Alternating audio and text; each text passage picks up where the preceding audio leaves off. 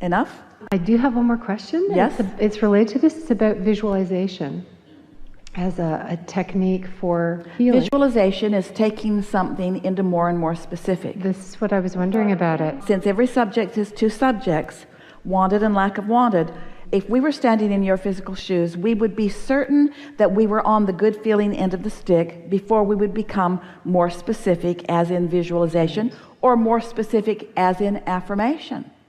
Okay. Do your affirming from your state of alignment, and do your visualization from your state of alignment. Don't use either one to try to get into alignment, because it will backfire on you. That's very helpful. Thank you. Yeah. You recognize that, don't you? And in simple terms, you could call it just trying too hard. Right. Trying to compensate for how I really feel with words and action. As you were talking, something that occurred to me is that it's almost like, having the issue disappear would be kind of a pat on the back. Oh, well, there, you did the right things. Validation. Like validation, being right. But that justification and validation, here's the thing. This is the piece that is new to this discussion, that is the piece that all of you are looking for. Yeah. If you can let the validation, if you need it, and it's all right, if you can let it be the emotional response, then you can get there fast and you can stay there long.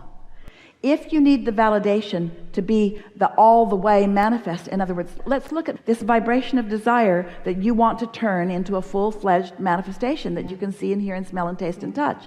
But if you're needing that too soon in the game, you can't get there. If you can let the good feeling be what you're looking for, you can get there fast and you can maintain that long.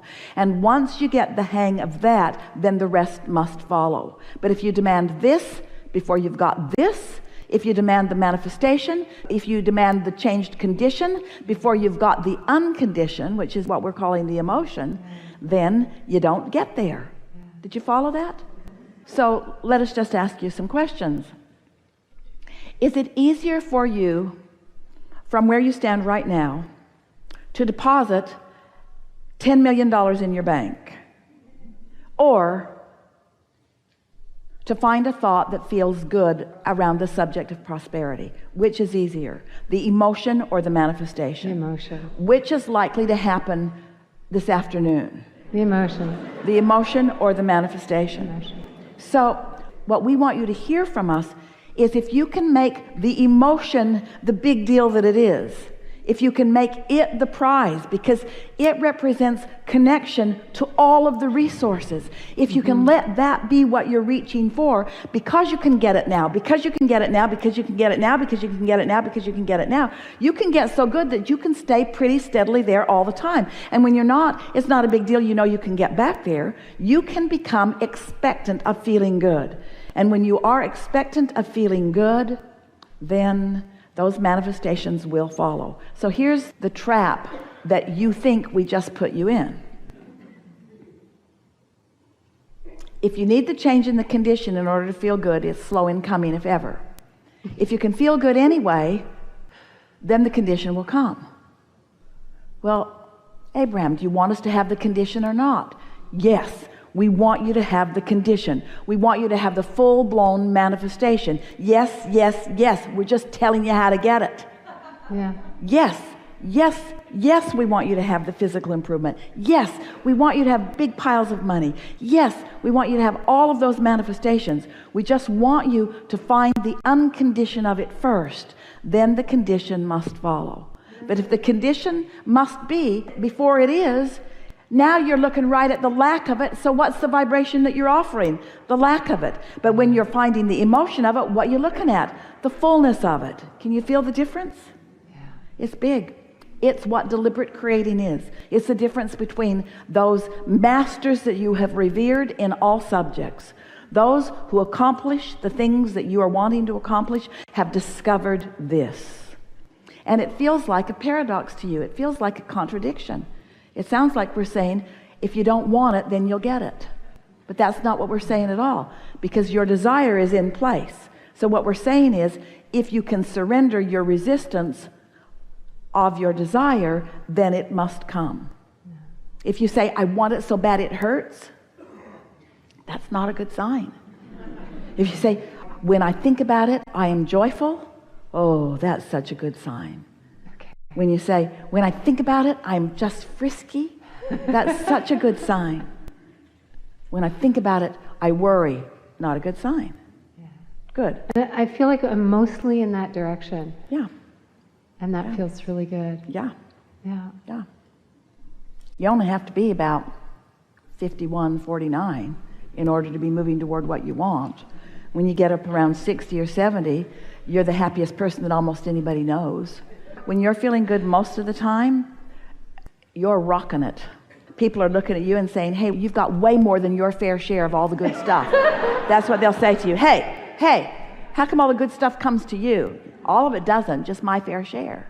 What's your fair share? All that you have the ability to let in, that's your fair share. Good. Thank you. Yeah.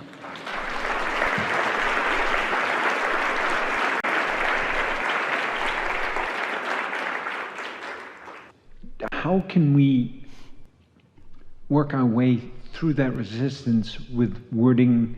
Because it's not about the wording so much. It's how we feel. I understand. Words sometimes can help, but what it really is when you are aware that there is resistance, stop trying to push through it.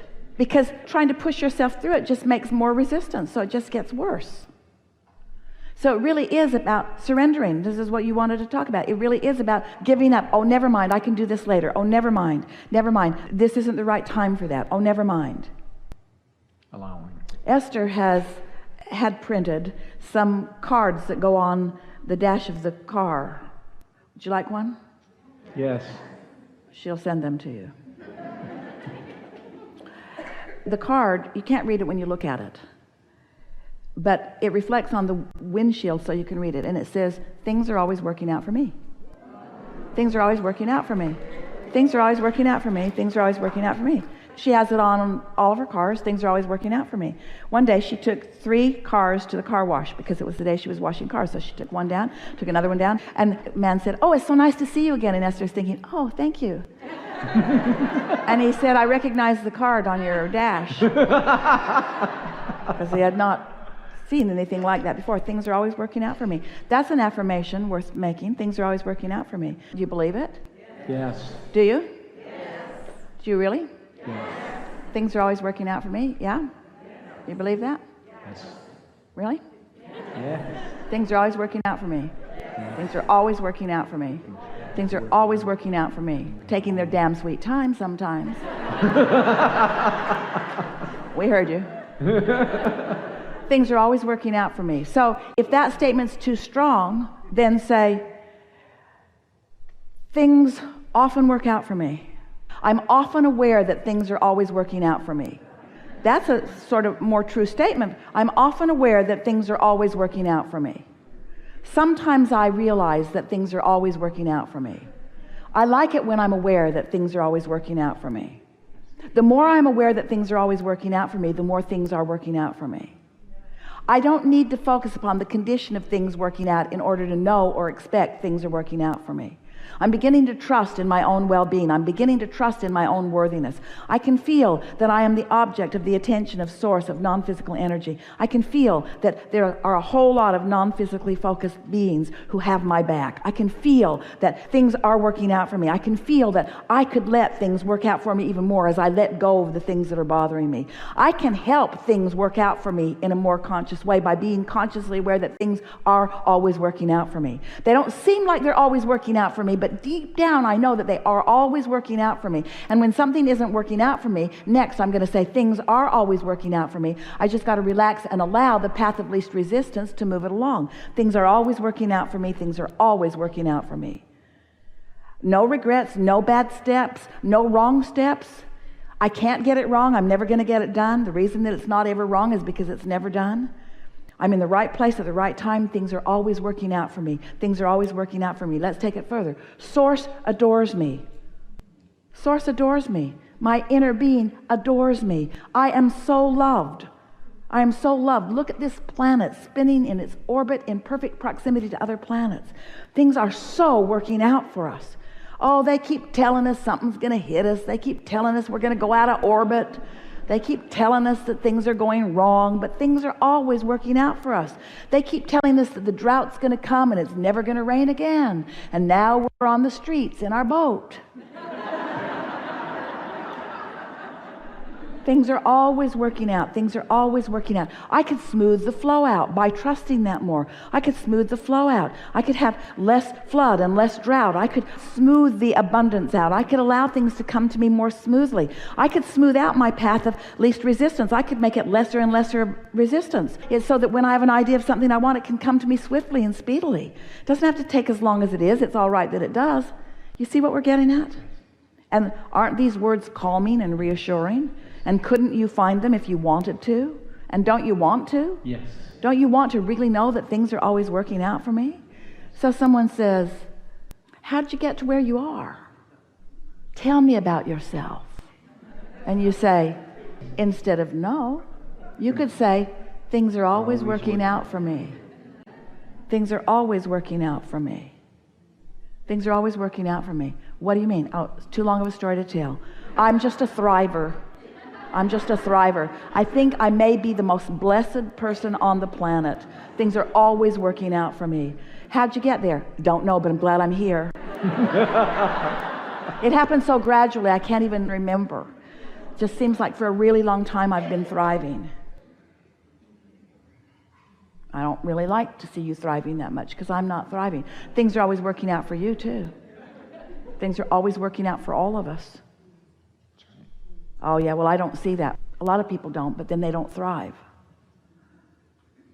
Do you mean to tell me? Yeah. Yeah, that's what I mean to tell you. Things are always working out for us. Things are always working out for us. And to the degree that we know that and trust that and relax into that, then things do work out for us. How'd you get there? Well, I surrendered. I stopped trying to prove my worthiness. I just accepted it. I stopped trying to defend my position. I just held it. I stopped trying to explain myself to those who cannot hear my explanation. That's big. Yeah. Mother, I don't think that you're going to understand, so I'm just not going to explain myself. Starts early, doesn't it? Yeah. My inner being is my dominant partner of alignment. There are a lot of things you can't say to most people. They're not going to hear it. So you've got to go general. Happiness is my nature. I feel like I'm supposed to feel good. I sure like feeling good. I would so much rather feel good than not, wouldn't you? Well, yeah. Wouldn't everybody? Yes. Everybody would rather feel good. And I believe we all can feel good. It's just a matter of focus. Do you mean under any condition, you mean you can feel good no matter what? Yes. Well, what about that? I don't look at that. Well, then you can't feel good under any circumstance. No, I'm unconditionally happy. I don't focus at conditions that are awful and expect to feel good. That doesn't seem smart. I focus upon conditions that are wonderful and then I feel good. Oh, so you've got your head in the sand. Pretty much. Pretty much. I'm focusing on things that feel good because feeling good seems to be why things are always working out for me. Because I've given up the struggle, I've given up the battle, I've given up the blame. That's a big one. I've given up the blame. Given up the guilt, that's even bigger. Given up the guilt. How'd you get there? I don't know, I'm just here. I'm just here. Well, explain to me how you got there. Really don't want to, I might go back. Just moving forward, living happily ever after. Happily ever after. Not happily before, happily ever after. Happily ever after. I'm living happily ever after. Yeah. Enough? Thank you. Yeah. Yeah.